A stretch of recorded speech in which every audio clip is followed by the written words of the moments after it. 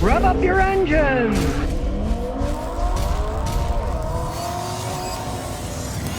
Now here's absolute proof that electric cars are failing and are not popular with people.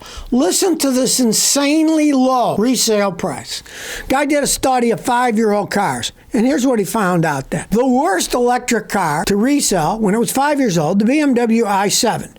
They started at $105,000, and guess what? They only retain 27% of their value. So you get a $29,000 car that was originally $109,000. Now, obviously, that's horrible resale value, and I see that myself. I see even worse.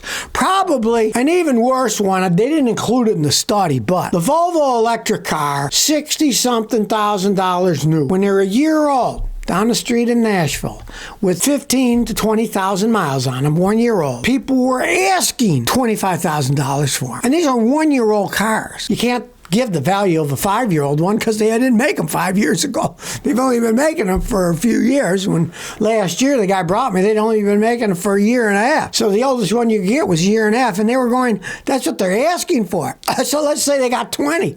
That's 1/3 of the value, and a year-old car with low mileage. And the study also showed on a Mercedes-Benz, the Mercedes-Benz electric cars after 5 years, they only cost 31% of what they cost 5 years before. Mercedes-Benzes have always historically lost their value like a stone sinking in the water. They just keep dropping like mad, but the electric ones, they're even worse. It's like, you know how much money it's going to cost to get your Mercedes-Benz fixed? Well, you can double that if you buy an electric Mercedes-Benz. One, hardly anybody knows how to work on them, so there's no competition, right? If you got a regular Mercedes, there's guys out there, I know a lot of German guys came from Germany to the United States, and they work on Mercedes. They charge less than the dealer does, and they do a good job fixing it, right? Well, with the electric ones, that's new technology. You're not going to be able to find people like that. For the older Mercedes, there's an aftermarket. For the electric ones, there really isn't any. So all the parts are going to be sky high. For a regular Mercedes, they're a few years old. I can often buy parts that are 50% of what it cost at the dealer, and they're made in German parts. They just don't mark them up as much, right? You're not going to get that with electric cars, and that's another reason cars for electric are so low, because everybody knows they cost a fortune, hard to get parts for. So yet another proof that electric cars, hey, they're not working out all that well for anybody. Well, more than 140 Toyota and Lexus vehicles are being recalled, showing their quality isn't what it used to be. Sad but true. Toyota's recalling Toyota Tacoma 4-wheel drives in their Toyota Camry and Lexus RX vehicles. The Tacomas could have brake hoses that are in the wrong place, and that they can be damaged when you're driving down the road. There's enough buildup of dirt and mud inside them. They're supposed to be off-road 4-wheel drivers, right? All I gotta say is them making them down in Mexico, it's a big mistake. Quality control, isn't there? Now, the Camrys and Lexus RX, turns out that they might not have put the center seat belts in correctly, and they were damaged when they were built, and they don't work right. Now, the technology of a seatbelt snap, if they're starting to screw up simple things like that, boy, and the Japanese have that Kaizen thing, right, where, everything's built correctly and keep making them better and better as time goes on. Well, they're on Kaizen now. They better get back to Kaizen. Otherwise, hey, people will stop buying them. You get a bad image. Admins, I think they're nonsense anyways, but they said, the Chevy Equinox is better than the Toyota RAV4, which to me is total nonsense.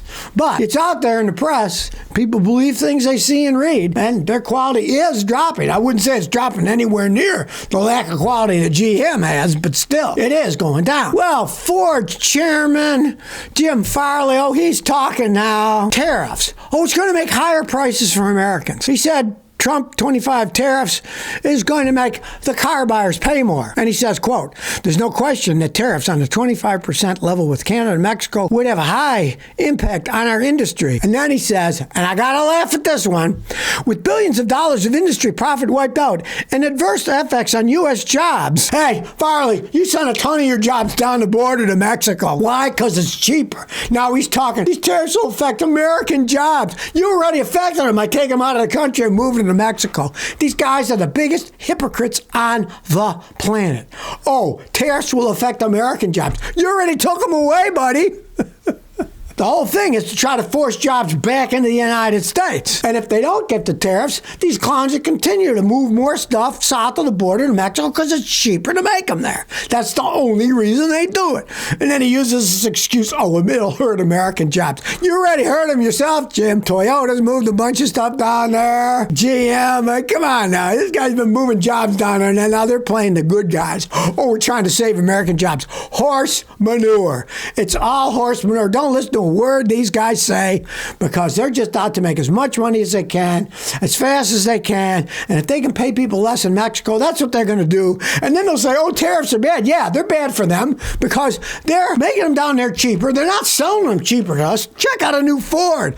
I looked at a pickup truck the other day. New one was $81,000. They're not lowering the prices on them, right? They're making them cheaper. But then they say, oh, it would be adverse to American jobs if you have a tariff. Ha! That's all I got to say. Don't listen to a word these guys say. Well, it looks like the rats are starting to jump off the Tesla bandwagon. The Tesla CFO, chairwoman, and Elon's brother all sold tens of millions of dollars worth of Tesla stock. They're unloading it, baby. Maybe they see, hey, things aren't looking so rosy. Let's start cashing in on some of this stuff right now. It's interesting because this has happened after the Tesla board members officially settled that excessive compensation case for $1 billion.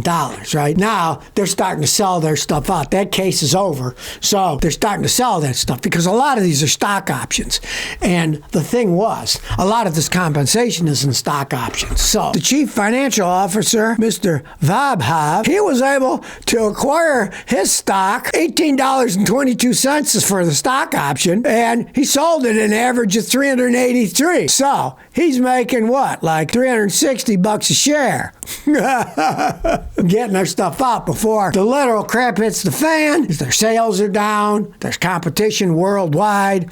Even in China, the Chinese aren't buying the Teslas anymore. They're buying their own manufactured Chinese electric cars. And even in China, all the electric car sales are down, but Tesla's down a whole bunch. Because even though they make Teslas there, it's still Tesla. Technically, it's not a Chinese company in China. I'm sure there's some kind of deal going on with the Chinese. Don't let people just make factories willy-nilly without foreign money and not have some kind of restriction on them. But Chinese are buying more of their own brands, electric cars, and he's not selling them there either. So you can see the rats are starting to sell their stock so they can cash in before it starts going down, and then they have pieces of paper that aren't worth that much anymore. Well, if you think the car industry is in trouble here, it's even worse in England. In the United Kingdom, production of cars has hit a historic 70-year low.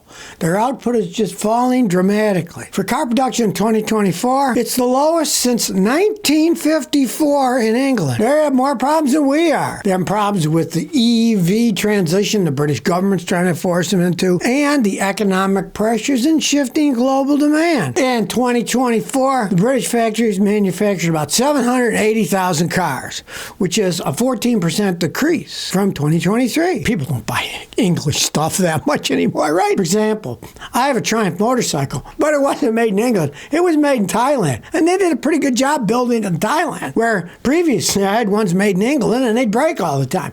Now I was a mechanic. It gave me something to do. And for me, motorcycles are toys, so I don't put too many miles on them. So it's not that big of a deal. But for everyday driving cars, you want something that's pretty dependable. And the English haven't done that for a long time. Here's an interesting fact for England.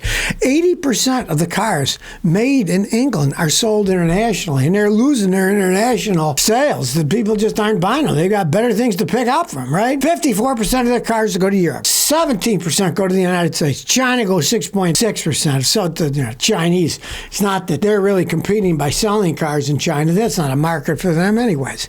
But the Chinese are now selling more in Europe, so they're not buying the English cars. They also have a 20% drop in production of electric vehicles. Even in England, the people don't want to buy them, right? And sort of like in the United States, they want freebies. So the automotive industry in the UK is calling on their government to help them and give them money, right? What is it? It's all over the world. These corporations, oh, please, we're so poor. Help us, help us, help us. Hey, it's a competitive world, baby. If you can't make a product that sells, I say too darn bad. And now it's hitting the English. What do they say? Subsidize us more. Subsidize. That doesn't fix the problem. They make crap. Nobody wants to buy it. Status days of Jaguar and Land Rover and Rolls Royce, those days are long gone, baby. They're living on a name only. So if you never want to miss another one of my new car repair videos, remember to ring that bell.